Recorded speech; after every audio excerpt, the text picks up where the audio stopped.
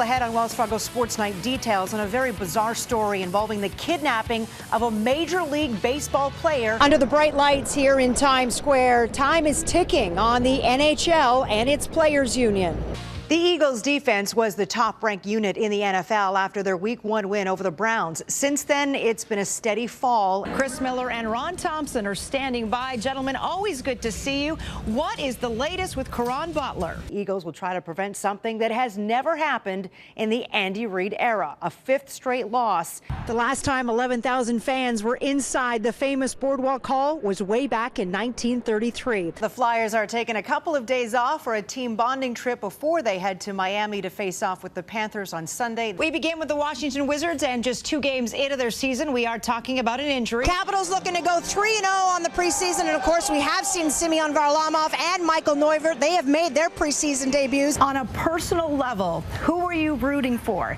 Your former teammate or your former team? Tough question. Certainly was a monumental night for Penn State, college athletics, and the entire sports world. Paterno receiving word late last night that he was no longer in charge at the school where he has been the head coach there since 1966. Gather baseball's 30 general managers and their assistants in one place and let those rumors fly. That has been the scene this week in California. There are now 130 players who have taken their game overseas, accounting for over $488 million.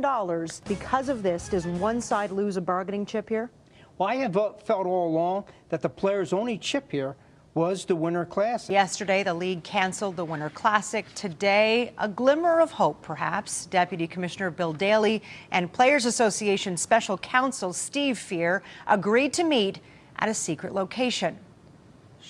Venezuela's government says it has sent its top investigators to solve the kidnapping of Washington Nationals catcher Wilson Ramos. Police found the kidnapper's vehicle in a nearby town early this morning. 24-year-old Ramos had just finished his rookie season in Washington and was just outside the front door of his home Wednesday night when an SUV pulled up, armed men got out, and according to his agent, took him away. The Sixers will face the Celtics for the first time since their 7-game thriller in last year's playoffs. Dee Lynam is with the team and has inside access this morning.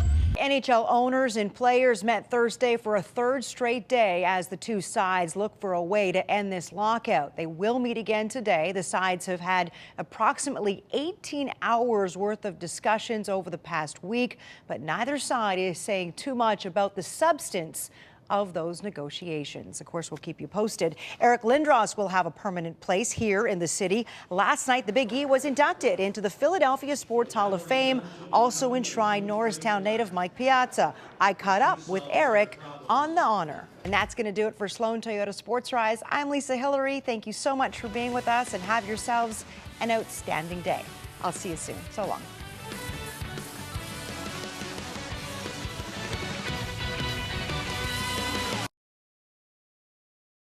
Well, what a night it was for the Capitals' Thomas Fleischmann. He scores his first goal of the season with a wraparound to tie the game up at 2. Then later in the second period, Flash lights the lamp again, stuffing home the rebound in front with the Capitals up 3-2. However, it was all overshadowed just over a minute later when Franz Nielsen ties this one up for the Islanders. This one would go to overtime, and less than a minute in, Mark Street's slapper would beat Jose Theodore. The Capitals lose it 4-3. Nick Backstrom did not practice this morning, a little under the weather, and Mike Green was seen limping around Kettler, but both are expected, according to coach, to play tomorrow afternoon against the Blue Jackets. And you can see it all unfold right here on Comcast Sportsnet. Puck drops from the Verizon Center at 5 o'clock. Navy hosting Temple. Both teams looking for their 6th straight win. We start in the second. 7-3 Owls. Temple looking to punt. Bad snap. Pressure is on. Joe Buckley gets it off, but not a great kick. Ball bounces on the ground. David Wright scoops it up to give the midshipmen the TD and the lead. Looks like Navy is heading to the lockers on a positive note. Not so fast, my friends. James Nixon on the kick return finds a seam. Off to the races. No one is catching this guy. 100-yard kickoff return, 14-10 Temple. Under 3 to play, Navy up 4. Brandon Pierce gets the call, and it was the right one dialed. rushes for a 41-yard score. Temple goes up 27-24. Midshipmen looking to rally 4th and 10 from their own 31. Ricky Dobbs is sacked as Navy falls 27-24. We began today with breaking news, a deadly school shooting. At this hour, police of all kinds of different agencies. Investigators try to figure out where the weapon came from, what the person's movements were.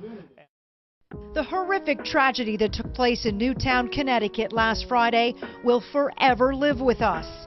And while sports has absolutely nothing to do with a person walking in a school and shooting 26 innocent people, it does have a way of eventually healing. In many ways, athletes take the lead in expressing what we feel. Their actions can help us both in the grieving process but also in the healing process because they speak for us in many ways. 2 days following the events that unfolded, Sunday football was played. Millions watched to see how the sports landscape on that day would be handled. Welcome to Foxborough, of course, with heavy hearts and with our thoughts and prayers with the victims and their families. Teams, individual athletes, and coaches have visually and vocally expressed an outpouring of emotion. I'm gonna walk into my house, I'm gonna walk upstairs, I'm gonna walk into 2 pink rooms, okay?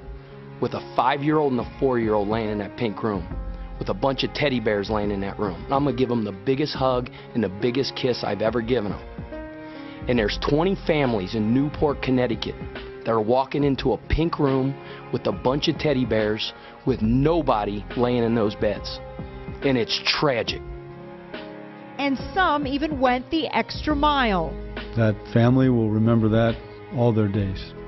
This past Sunday during their game in Atlanta, New York Giant Victor Cruz wrote a message on his shoe to remember Newtown victim Jack Pinto. Cruz was Jack's favorite player. The receiver kept his respects coming when he visited the Pinto family home on Tuesday. When you visit a family that's going through so much and that's facing so much turmoil in their lives, and you meet their family and you see what kind of things they're going through, it just helps you look at life through a different lens, like I said, and it really changes your view of, the way you used to look at things, changes your view a little bit. Jack Pinto was 6 years old. He was buried in a replica Cruz jersey. Pennsylvania flags across the state were lowered to half-staff immediately that day, and they remained that way until Tuesday at sundown. Here at the Eagles practice facility, they are still paying their respects. There are a lot of people up in Connecticut that are suffering right now, man. It's a tragic thing that happened, so our hearts go out to them. And I know that's foremost on a lot of people's minds. So our hearts go out to them, but at the same time, where you're at right here, you try to appreciate your family. I'm proud to grow up American. I'm proud to say I'm part of the greatest country ever. And that's got to stay that way. And it'll stay that way if we change. But we got to change. Well, I think all of us are going through a similar process. We're trying together to make sense out of what happened and to see what kind of lessons we can draw from it. And yes, there's education can be had between parents and kids, between friends and friends, between adults. That I think it's really important in these kinds of traumatic situations that we stay together and try together to identify what are the lessons here that can help us heal now and to minimize the chances that these kinds of things can happen in the future. Lisa Hillary, Comcast Sportsnet. Lisa Hillary joins us live from ringside. Lisa, tonight's not only just about Ovi's debut. Bruce Boudreau's really trying to give the home fans a treat tonight, right? Yeah, no question about that, Russ. Both Mike Green and Alex Ovechkin will make their preseason debuts tonight. And, I think the fans here at Verizon Center, as well as the media, are really looking forward to seeing how Alex Ovechkin, Mike Knuble, and Nick Backstrom gel together if, in fact, Bruce Boudreau decides to go with that line tonight. He certainly has some options. Of course, Mike Knuble and Brendan Morrison, the two North American additions to this hockey team, signed in the summer. And when you talk to their teammates, they're absolutely thrilled to have these two new players inside that locker room. Look at our guys, we're having a lot of fun, and the new additions have made a seamless transition into our locker room. Now 15 players have already been cut from the roster, and with the injuries to both Eric Fair and Thomas Fleischman, there could be a couple of extras, if you will, that will make that opening night roster. And I wouldn't be surprised if one of those names is Alexandre Giroux. Either way, it's going to be one tough choice for Coach Boudreau. Jake, your team scored 7 goals in the final 35 minutes in game 2. How not just, physically taxing was that game, but emotionally draining as well? Yeah, well, that was a tough game. Obviously, we haven't have a starter that we expected or we wanted. A body covered in tattoos tells the story of all he has gone through. Some memories and my best friend and my 2 brothers and my grandpa, for the most part. Up here? My 2 brothers' names. It's my younger brother's name in Arabic, and it's my oldest brother's name. A lot of people ask me, why did I get them there? And it's just something that reminds me of them too every day I wake up. I look in the mirror. It's just a constant reminder to know why I'm doing what I do and to keep doing what I'm doing for these 2 guys.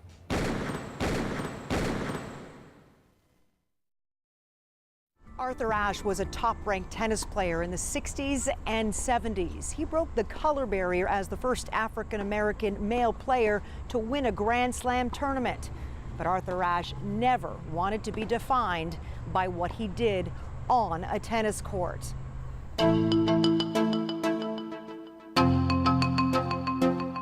I think of him as a leader for anyone who's colored playing any sort of sport.